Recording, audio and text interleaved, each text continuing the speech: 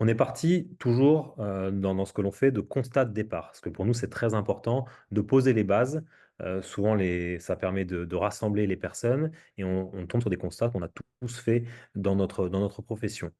Donc déjà, le professionnel de santé, il est accaparé par son travail. On a fait de nombreuses heures au cabinet, on doit effectuer beaucoup de tâches administratives aussi associées à nos tâches de soins. Et donc souvent, on met au second plan tout ce qui est hors soins, c'est-à-dire, pour le coup, c'est ce qu'on en parle ce soir, qui est préparer sa retraite, anticiper les coups durs, prendre soin de sa famille et de soi-même. Et c'est indispensable pour créer un équilibre, d'avoir à la fois son activité principale de soins, mais aussi prévenir les coups durs au cas où. Et on s'est posé la question, pourquoi est-ce qu'on ne le fait pas? Bah, souvent, il y a une méconnaissance du domaine financier. On ne le trouve pas fun, comme dirait Dominique juste avant. On a un manque d'éducation financière. Personne nous a appris ce qu'était vraiment la finance. C'est plutôt un gros mot, un mot qui nous fait peur. On se dit, c'est pas pour nous, donc on ne s'y attarde pas. On n'est pas formé à l'école ou à l'école, ça peut être au lycée ou même dans nos études de soins. On nous a pas appris à gérer notre carrière comme une entreprise, hein. On est des soignants, mais souvent, ça s'arrête là. On a un manque d'intérêt pour ce domaine. De toute façon, j'y comprends rien, donc pourquoi perdre du temps avec? Parce que je n'y comprendrai rien du tout. Donc on se met des barrières directement. Et évidemment, on a aussi quelque chose d'important, c'est ce manque de temps. Comme on n'a pas le temps, on s'y intéresse pas. Donc, partant de ces constats, on a poussé encore un petit peu la recherche et on s'est rendu compte, en tout cas moi c'est mon cas, que dès le début de la carrière, j'ai été sollicité par des banquiers, des gestionnaires en patrimoine, des assureurs. Ils venaient tous au cabinet et sur mes débuts de carrière ou début d'installation quand je suis arrivé ici, ils me posaient toujours beaucoup de questions. Ils avaient toujours plein de choses à me proposer et au final, quand je faisais l'entretien avec eux, bah, je comprenais que j'étais une cible intéressante, mais derrière, ce qu'ils me proposaient étaient des choses très généralistes, très classiques, et je ne comprenais pas forcément où j'investissais et pourquoi j'investissais. Et pourtant, ils venaient régulièrement. J'ai dû en recevoir 3, 4 au départ, puis après, j'ai arrêté parce que sinon, j'aurais fait que ça de mes journées. Donc, en conclusion, le soignant, il a peu de temps, il a un manque d'intérêt et de formation pour le sujet, et il est hyper sollicité par de nombreux interlocuteurs. Donc, qu'est-ce qui se passe? Le soignant délègue ce sujet parce qu'il ne sait pas où, comment, avec qui investir et il laisse les autres faire à sa place. Donc, il y a un problème important qui ressort de ces constats-là.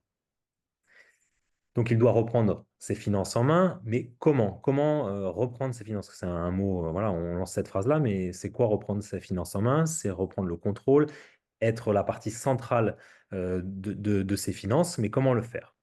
Bah, tout simplement, il faut mettre en place une stratégie. Si on n'a pas de stratégie, on ne sait pas où on ira. Donc j'ai aimé cette petite phrase en dessous, hein, c'est piloter ses finances comme ses séances. Pourquoi est-ce qu'on dit ça? Vous allez voir plus tard, juste après la prochaine diapo, qu'est-ce qui est important pour moi. Mais si on n'a pas de stratégie, vous vous rendez bien compte que si j'investis quelque part, mais que je ne sais pas pourquoi j'y investis et où ça va m'amener, bah, l'intérêt est limité et je risque de faire de mauvais choix ou en tout cas pas savoir quand en sortir ou me réorienter. Donc, trois sujets clés. Euh, Quand j'ai commencé à prendre du recul sur les stratégies financières, j'ai à la fois capitalisé sur les techniques latines, qui sont plutôt juridiques et fiscales, et les techniques aussi anglo-saxonnes, qui nous amènent sur du rendement. Je ne sais pas si vous connaissez ce gars-là qui s'appelle Anthony Robbins, qui est un coach intéressant. Et j'avais pris une grosse claque une fois dans un de ces stages, parce que je m'étais rendu compte qu'il séparait la situation financière et la carrière, le travail, carrière, mission. Alors que moi, dans ma tête, à l'époque, c'était la même chose. C'est-à-dire que j'imaginais que mon train de vie était défini par combien je gagnais tous les mois. Et combien je gagnais tous les mois, c'était défini par mon emploi. J'ai eu une période de ma vie où je n'étais pas ouvert au fait que je pouvais avoir de multiples sources de revenus et je pouvais faire travailler mon argent parce que je ne venais pas de ce milieu-là. Donc mes parents ne m'avaient pas éduqué avec cet aspect-là. Et donc je vais vous donner des mots-clés ici que vous allez pouvoir mettre sur un papier et checker. Épargne. Est-ce que je gagne plus que ce que je ne dépense? Et est-ce que j'ai tous les mois peut-être une faculté à mettre de l'argent de côté? Si ce n'est pas le cas, il faut que soit je réduise mes dépenses, soit j'augmente mes recettes. Et si c'est le cas, il faut que je vois dans quoi j'épargne. Donc tout ça, c'est juste des bonnes questions à se poser et sur lesquelles on pourra vous accompagner. Le capital. Aujourd'hui, vous avez peut-être un stock de capital qui est positionné sur de l'immobilier, sur de l'assurance vie, sur des produits financiers. Il faut savoir que si l'inflation est autour de 6%, ça veut dire que si votre argent est placé, par exemple, sur du livret A ou des assurances vie sécuritaires qui travaillent autour de 3%, eh bien, votre argent ne travaille pas, il vous coûte. C'est-à-dire que si vous ne regardez pas comment vous avez placé vos capitaux, eh bien, la problématique, c'est que l'inflation étant galopante en ce moment, vous pouvez vous retrouver avec de l'argent qui perd de sa valeur au lieu de vous remettre de l'argent dans la poche. Donc, comment avez-vous positionné votre capital? C'est quelque chose qu'il faut avoir en vue haute. Et aujourd'hui, il faudra avoir un patrimoine qui travaille minimum à 6% si on veut lutter contre l'inflation. Et puis le financement. Le financement, c'est l'accès au crédit.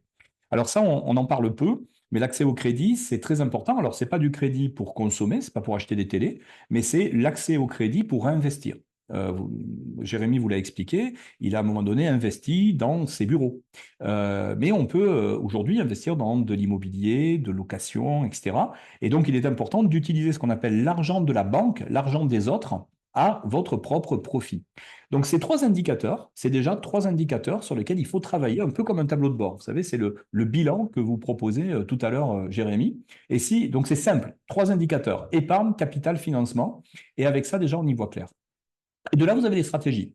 Un, diversifier. Ne mettez pas tous vos œufs dans le même panier. Il vous faut au moins, voilà, grosso modo, sur un patrimoine, ne mettez jamais plus de 20% au même endroit.